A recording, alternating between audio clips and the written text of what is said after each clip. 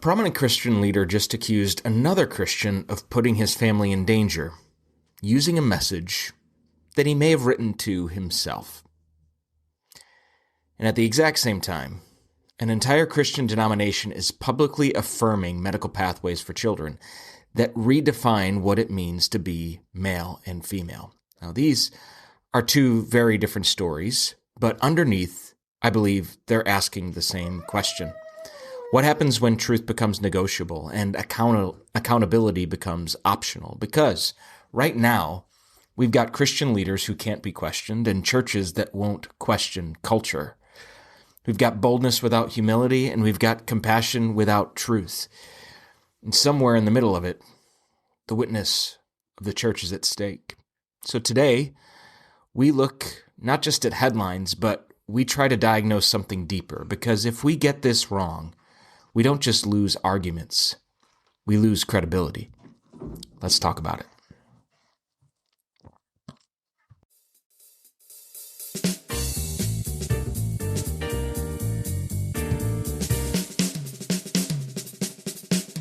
Welcome back to another episode of the Caffeinated Christian podcast. I'm one of your hosts, Ryan Willer, and I'm here with Pastor Mike.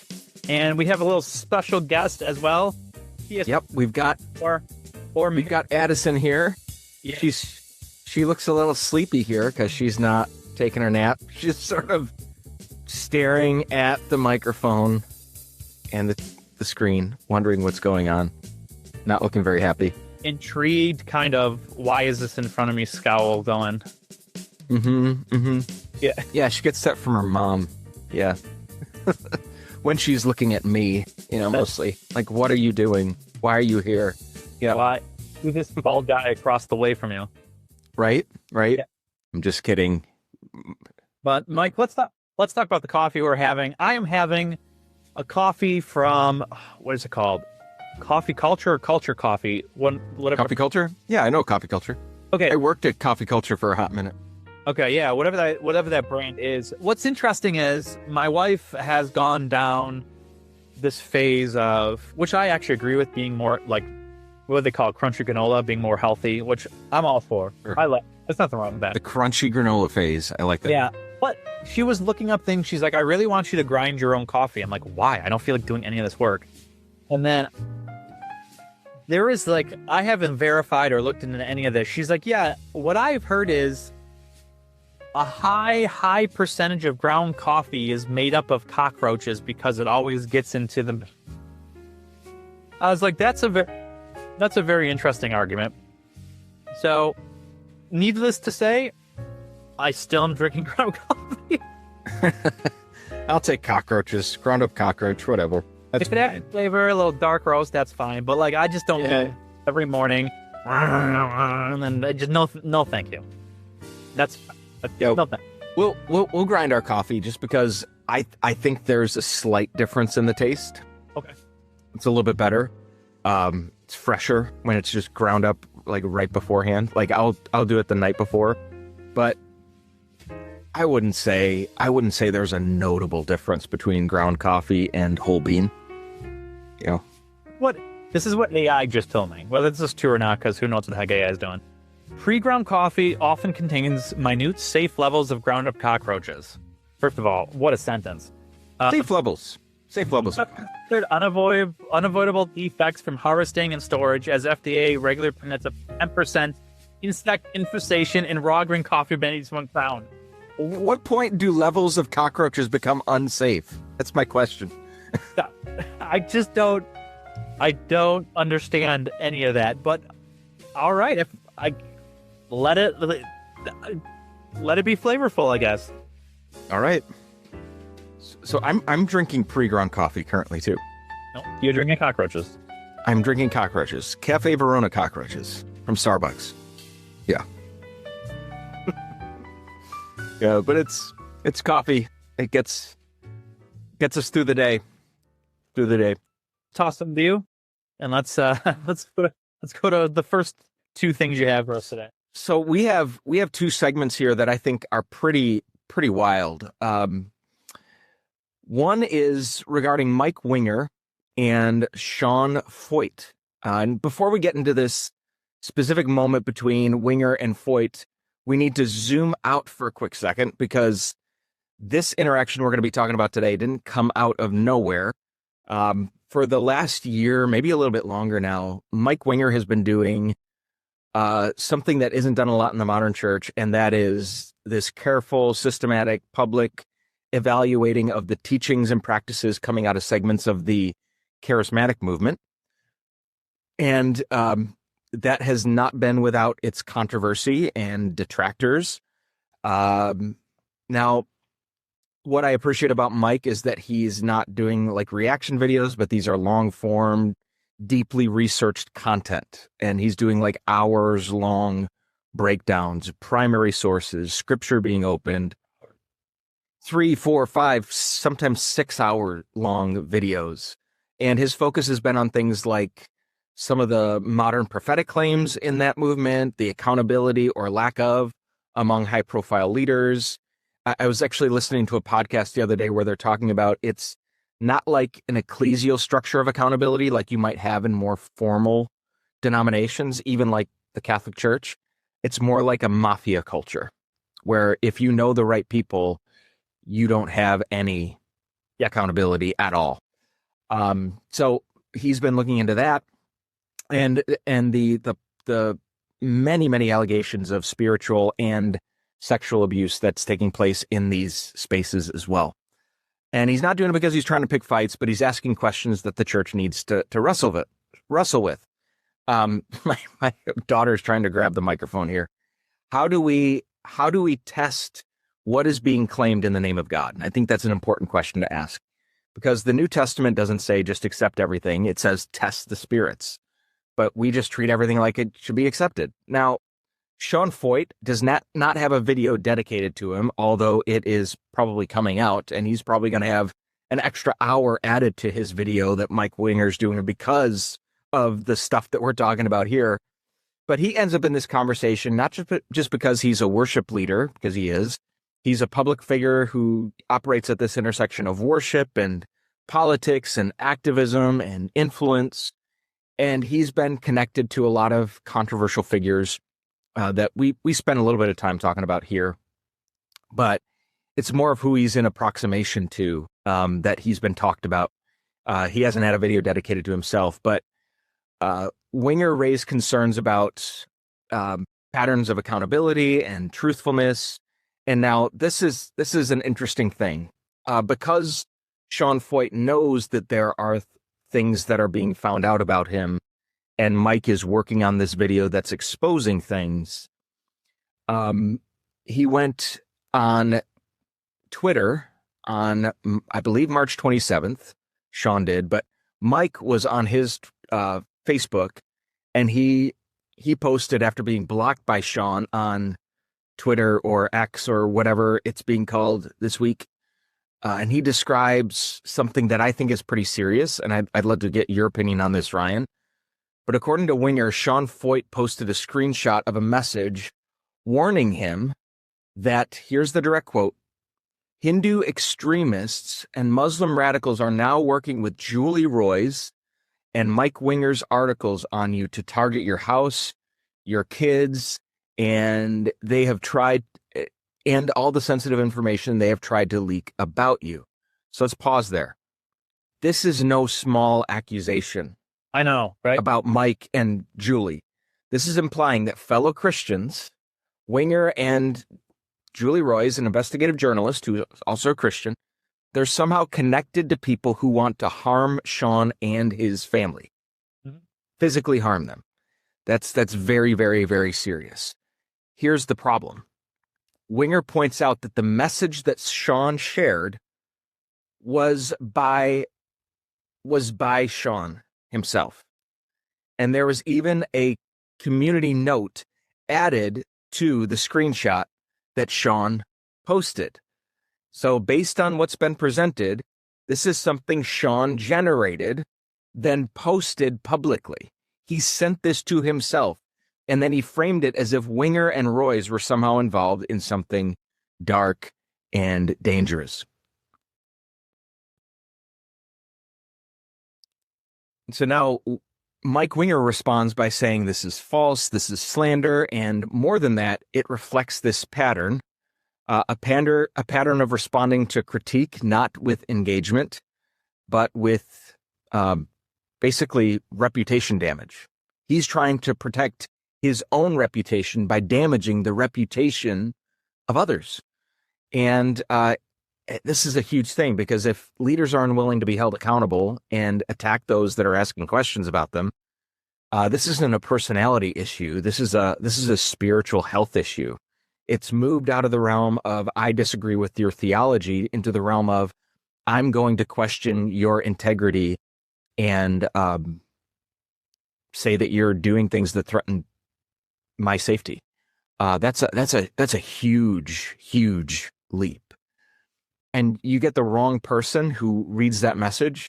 What are they going to do to Julie Roys or Mike Winger? Yeah, right. What situation are you putting them in by posting crap like that? I don't know. What are your initial impressions on this, Ryan? Well, so it's not as if like if you look at the actual message, the person it is in is clearly showing that if it is the case that Sean sent this to himself, he's literally trying to lie, right? Mike's going to bring it up here.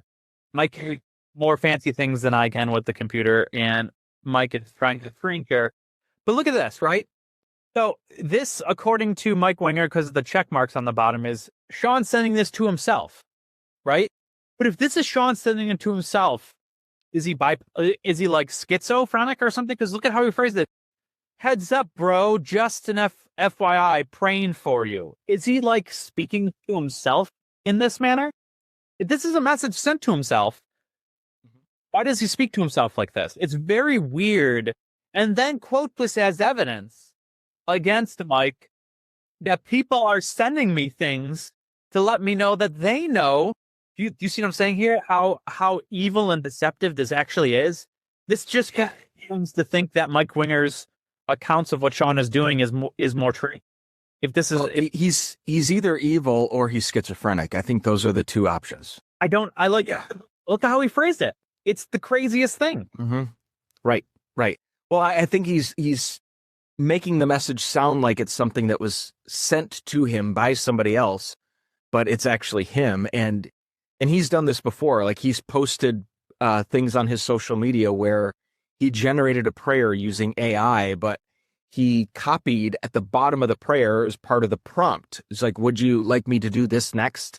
Like ChatGPT will do this when you put in a prompt. Like he pasted that part of the generated text from ChatGPT into his post, and he got caught doing that. So I think there's enough of this to show a pattern. My wife actually sent me an Instagram video of like 5 or 6 different occurrences where people were praying at church and they read a line that it was ChatGPT. Like they couldn't even pray for 2 minutes. They had to have Grok or whatever write them a prayer. And the fact that we're at that stage in church when we can't write our own dang prayers, it's crazy. How did they know it was ChatGPT? Because they said, anything else I can do for you? Like whatever they read it. They just copy, and they read it? And they read it in the church service.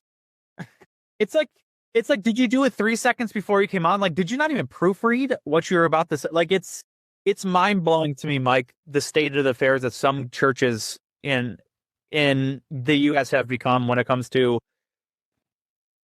man, I just think spiritual laziness. Mm-hmm. I mean, a 1 minute prayer, you should be able to come out, even if you get if you want to be 30 seconds because you have nothing else to pray for about the certain topic, who cares? Yeah, oftentimes I don't even write my prayers. It's kind of extemporaneous in the moment. And I don't know why I don't know. If you're in ministry, why are you having ChatGPT write your prayers? It's kind of silly. Unless your spiritual life is anemic. Yeah. Mike, I can't recall a single time I've ever spoke that I wrote my prayer down. Mm-hmm. Ever. It's just like whatever comes to me at the moment, whatever I'm feeling, that's what I go with. I think more formal events. So if I'm doing a funeral, if I'm doing a wedding, I'll write out my prayer. So it's not 100% of the time, but if it's a standard Sunday morning service, I'm usually not. Yeah, it's usually kind of something that's extemporaneous.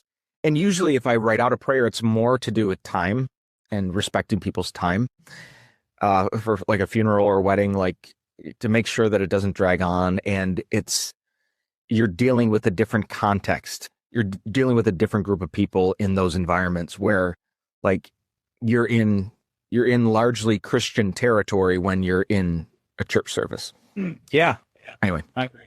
Yep. The tolerance for longer prayers and longer sermons are there.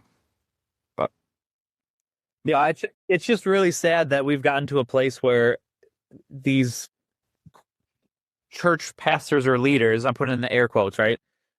That we've gotten to this. Yeah, I feel so bad, and I'm glad Mike Winger is nicely calling them out. Yeah, he's nicely doing it. He's directly doing it. He's not, I don't think he's pulling any punches. And I think it points back to the type of leadership that we've created in the church, that, you know, we platform these individuals, and we've created a leadership structure that is highly visible. It's deeply influential, but it's minimally accountable. And that's a problem. Because they're so used to not being answerable to anyone that any type of accountability is treated like it's an attack instead of an opportunity for refinement and opportunity to become more Christ-like. And this isn't to pile on Sean Feucht, but this is to call the church back to something better. I think we're in a moment of reckoning in the church and refinement in the church. I think there's a purification of the bride happening. Like, Sean's known for these bold worship gatherings and public declarations of faith and standing for truth in culture. And for the record, I think those are good things. But if they're not also anchored in integrity and truthfulness and humility, you actually harm the cause that you're trying to promote. You're trying to bring people to Christ by what you're doing, but the way you're acting, you're actually doing damage to the body of Christ.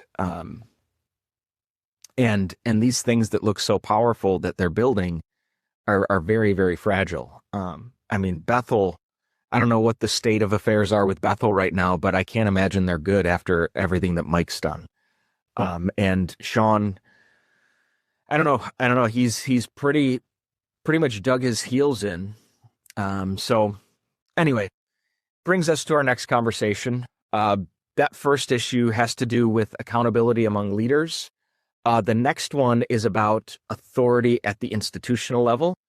So we looked at, can leaders be questioned? And now we're going to look at, can Scripture be redefined?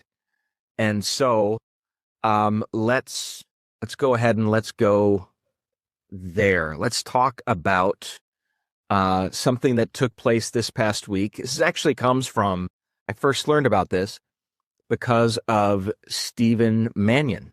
One of the co-hosts here at the church, at the podcast, used to be a co-host of the podcast. For all the OG, you know who we're talking about? All the OG podcast listeners. So he posted that the United Methodist Church put out a statement affirming access to gender-affirming care, including for minors. So let's just slow this down a little bit and hold on while I pull this up real quick. I thought I had it, but this is the statement from March 23rd, 2026. The headline says, Protecting Transgender Civil Human Rights. All right. The subtitle says, the United Methodist Church unequivocally supports gender inclusivity, sacred worth, and equal protection for transgender and non-binary people. Okay. So this isn't just a headline. This represents a very real theological shift that's taken place within the United Methodist Church. And I want to pull up just a few brief quotes here. Let's see. Hold on a second. And so this comes from United Methodists Bishop Julius C. Trimble, who's the General Secretary of the General Board of Church and Society, which is one of the several agencies in the United Methodist Church. And it reads, from the authority of the United Methodist Church, he oversees the agency's vision, mission, and mandate for witness and action on issues of human well-being, justice, peace, and the integrity of creation. He leads the agency in responding to critical social issues, facilitates the church legislative advocacy, and coordinates its priorities for the U.S. Congress. And he wrote this. These are direct quotes. This is from a protesti article that... Mike, can I stop you there? I just have to... I'm sorry, I don't mean to interrupt. I just need to You're all right. State that line that you just told me and see the interesting logic that's happening here. Issues on human being justice, peace, and the integrity of creation.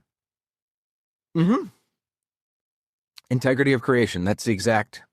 Okay, I just want our listeners to know that that's the line he used when he's talking about transgender rights here. And there's some things I'll agree with that people need to have protection with, but I think fundamental assumptions I fully disagree with. But like the integrity of creation, I just, it's mind blowing. I would have to go, what do you mean by that within this context? You know what I mean? That's where it comes down to is like when you say creation integrity, what does that entail? So it's something. Yeah. So it says he laments state, local, and other governmental bodies in the United States have already enacted anti-transgender legislation, which he describes as discriminatory, harmful, and unjust. Here's what he says. As United Methodists, we are called to stand with transgender people, rejecting laws that allow politicians to dictate their health care decisions, take away their basic freedoms like access to facilities, and pursue discriminatory practices against transgender and non-binary people in the workplace or places of business. Now, Ryan, I'm sure you have some things to say on that. Yeah. So I agree to the extent of there are basic freedoms that the U.S. allows. We all agree with, right? I don't think people that's transgender, they need to sleep under the open skies, or that their health insurance can't help them, right? That doesn't mean I agree that all insurance should use taxpayers' money to do certain surgeries, but that also doesn't follow that if they do, and some complication, which a majority actually happen when it comes to complications, that they shouldn't stop in and help them because they're human, right? I agree with these particular things. So it seems to he's framing it in such an unnuanced way that if anyone were to sort of disagree with the law or the bill, if you frame it in this way, it makes it look like you're against humanity, which is, I think, is a very unfair way of framing the situation that's at hand here. And so I think we all would go like, yeah, sure, they should be able to get jobs. Congratulations. Fantastic. People need money. They need to eat. But I don't think that's what's happening here. And as I said, framing it this way is a straw man, I think, to what is actually happening, or at least what is happening in the arguments that I have read, if that makes sense. Mm-hmm. Yeah. And I agree with you there that like this statement frames gender-affirming care as a matter of compassion, as a matter of justice, as a way of supporting individuals in their identity. And again, I agree with you, Ryan. There are certain things that are afforded every individual who is living in our country. No one should deny someone basic health care, but is what is framed as gender-affirming care considered health care? Right, exactly. That's what I said. And that's the line of demarcation right there. And that's where I would wholeheartedly disagree, and perhaps where some people would call me transphobic. And I believe we are doing the individual, and we are doing God's image-bearing creation. Yeah. An injustice. The of creation, right? The integrity of creation. We are doing that an injustice when we are saying we are going to chop off perfectly healthy body parts, right? Hold on. I just come back to Genesis 1:27, where we're told male and female, he being God created them. Mm-hmm. That's biological, but it's also theological. It means that our bodies are not accidental, they are intentional. And when someone believes that they are born in a different body or in the wrong body and they need a different body and they need their body to match how they think needs to be addressed, not their body. Yes. Yeah. No, I agree. To be as kind and direct as possible. Yeah. And one of the things too, Mike, that concerned me is they were really adamant about seeking this kind of right for minors. And it's as if they've never read the up and coming scientific peer-reviewed statistics on how dangerous it is, especially for the future health, when a minor starts to take these blockers or do these surgeries at a very young age. I think we've did a podcast on that, right, Mike? If I'm not remembering correctly, we may have. I'm looking up peer-reviewed statistics on puberty blockers. Yeah, there's been some interesting articles when it comes to that, but it's almost as if they once again, I still need them to argue. It's fine and dandy just to say this, but I still need them to argue why they hold this position. Like, what is it about this position? And I know a lot of scholars that I've read. Where's this guy? Like, is it not Leighton Flowers? He's the Molinist. I can't think of the guy's name, but whatever his name is, I'll figure it out in 2 seconds because it'll pop in my head. They talk about how this was a common thing back in. I mean, this isn't a new thing. Transgenderism, right? It's been a common thing of changing in chopping off or demasculating or defeminizing since recorded history that we know of. And so this isn't just a new thing that's happening. So this is really, really ancient. But I need arguments on why they think biblically this is the biblical stance. And you can't just say love people, right? That just doesn't work. I need a biblical stance on why that if God has allowed you to be born male, that isn't what his game plan was for you to benefit his glory. I need an argument. Yeah, absolutely. Fully agree. Yeah. And I think we're living in a cultural moment now where the highest moral, quote unquote, moral good is self-definition. Yes. Being your true, authentic self, as if that is the highest good. So who do you feel you are? That is what you need to pursue. That is the road that you need to go down in your quest for ultimate fulfillment and happiness and peace. Yeah. And to question that self-definition is the highest moral evil. Yeah. Yeah. Exactly. Oh, and Preston Sprinkle was the gentleman I was talking about. There's actually a good argument. Now, one of the things I have it here. Let me see if I can find it. Basically, there is an interesting argument that I think the churches need to deal with too when it comes to the philosophy of thinking you know what it is to be like someone else.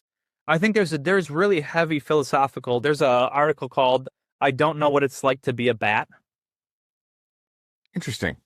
And there's this Preston Sprinkle wrote? No. Some philosophers wrote. Let me see if I can find the don't know what it like to be a bat. What is it? Who is it by? Thomas Nagel in 1974. It's called "What Is It Like to Be a Bat?" And basically 74. Yeah.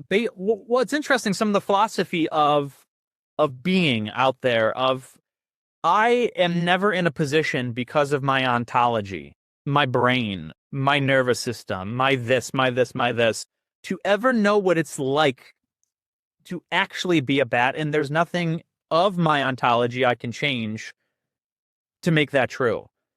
And a lot of these now modern philosophers are pointing that to transgenderism. You might feel that you're a male, but you don't know what it's like, no matter what you do, to be a male because of the ontological gap that you can never get over. It's just not possible.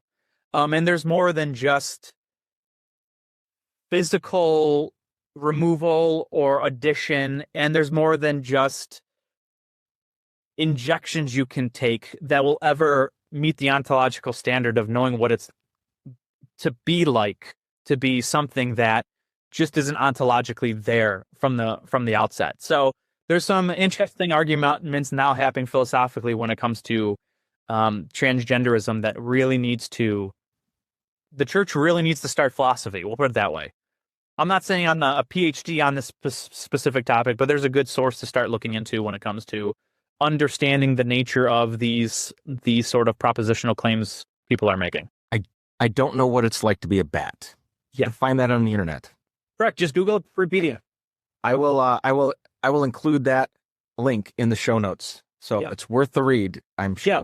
And now I will say this, he doesn't address this specific question, but you can see the philosophy undergirding the philosophical arguments that are happening in today's day and age. So it's very, let's put it this way. It's very, it's not for the layperson, but if you want to challenge yourself to read it, do it. That's what I say. Yeah. It would be an edifying experience for you to read it. Correct. Cool. Have your phone to Google some words. That's one thing the phone is really good for.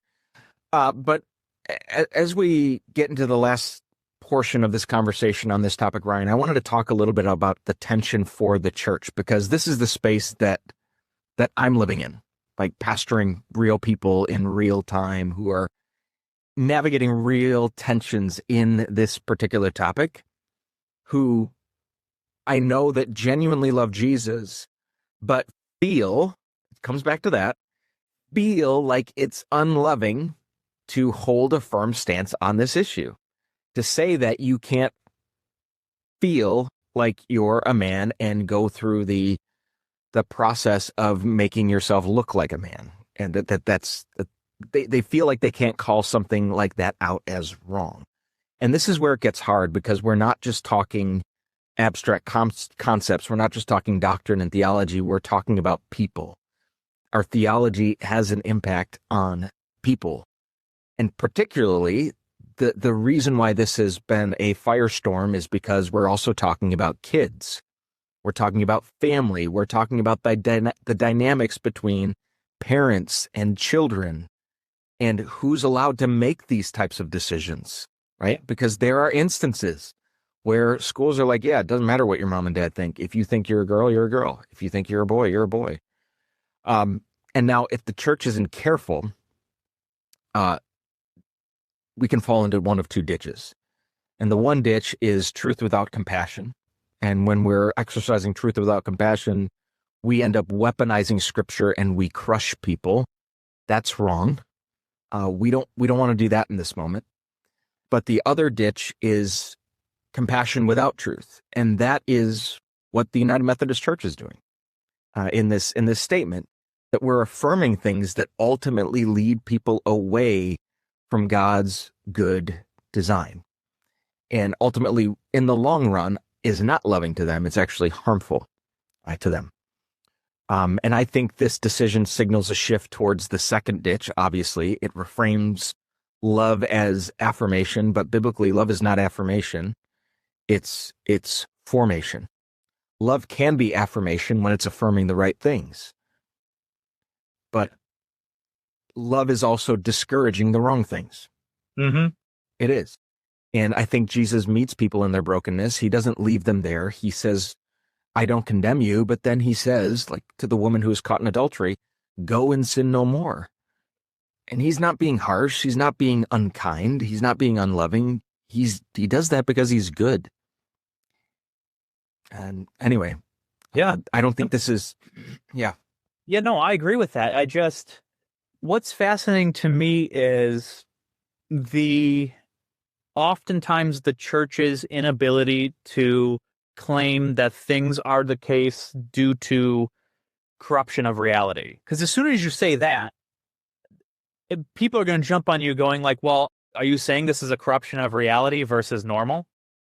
Do you see what I'm saying? Like, but it's, if you're a Christian and you think that reality has been corrupted because of sin, because of everything that's happening, I think it should make you more soft with the people who struggle with this, and B, you should allow this in your theology, because why not? There's corruption. Why can't this be an aspect of corruption? But that's assuming that that's not the ontological plan that God has for each individual person, in which I agree. We are made specifically. Paul says in Acts 17, our locations, our times, in a sense, who we are has been designed so that we will grope after him. There's something specific to our gender, our physical being, that God is used and wants to use in order to sort of lead us to him. And it seems to me, if that's the case, why not also have the assumption that it's very possible that to do the opposite is damaging to a person's salvation? Yeah, and just trying to look at this from a logical perspective too, if the root of your issue is not physical in nature, what leads you to believe that changing the physical is going to fix it? Right. Well, I don't follow that line of reasoning. If the root problem is that you don't feel like you are the gender that you were born as, you genuinely feel like you are another gender, and it doesn't match your biological hardwiring, what makes you think that chopping off perfectly healthy body parts is going to fix your problem? What led you to know that that's true? Because that's a serious step to take. Exactly. And then I think that it's a shot in the dark. And I think that also begs the question, like I said earlier, is it even logically coherent to say you should have been something else? I feel that I should have. There's one thing to say like, hey, I feel more comfortable with how culture treats being a male or culture treats being a female, and therefore I want to identify as one. That makes sense. We see that a lot, especially within people who are abused when they're younger. Because it's right. I'm reading that book that we're trying to get the people on when it comes to pornocracy. A lot of things happen because of events that happen in their back life, and these make them more secure in these events because it's stemming from something earlier, right? But to not at all look into your past or look into these arguments and just immediately go, this is the sole answer for everyone. This is the universal answer for everyone. Like, let's not look at their mental health. Let's not look at their medicine. Let's not look at their, like, nope, we're going to give them whatever they want. Like, I don't know how, to me, that's not scientific in the slightest. So I think before something dramatic happens, I mean, it just seems logical to explore every single avenue with every single professional you can before making such a dramatic conclusion. So, yeah. Yeah. And honestly, I think if you're a parent and you're listening to this, I'm one of you. I'm also somebody who's asking questions about what sort of world are my kids going to inherit, and what sorts of questions are they going to be asking my wife and I when they get into the years where their bodies begin to change, and what do we do if they say, I feel like I'm a boy, I feel like I'm a girl, even though I'm not? How do we navigate that? And you know, I think the next generation, I think they're not asking is something true or not. They're asking is something good. And I think that's what it all comes down to. If we're not presenting the gospel of Jesus Christ with the blend of both truth and beauty and goodness, if we're not presenting it like that to our kids, if we're only like sharp and domineering and authoritative in how we're showing Jesus to our kids, it stands to reason that we're going to push them towards these cultural streams of thought. Absolutely. I think it only stands to reason that that's going to happen. So for me, I'm trying to be as kind and as charitable as possible to people who disagree with me. I'm trying to model that for our kids, but also try to express the truth to them as directly as I can without sugarcoating it. Yeah. And, you know, these two topics, they feel very different. I get that. But I think there's a connection there. And I think both reveal something about the state of the church. Both cases struggle with truth, with authority, with tone. I think the Sean Feucht conversation is, do we prioritize boldness over accountability? And the conversation around the United Methodist Church is, do we prioritize cultural compassion over biblical conviction? And I think we're called to something that is more difficult than buying into either one of those extremes. We're called to be faithful to Scripture, to the way of Jesus, to be faithful in how we speak and how we live. But yeah, I mean, we don't plan to give Pat easy, simple answers to these issues that we're facing right now, because we're swimming in them. But I hope that we can help push the conversation in a positive direction. And yeah.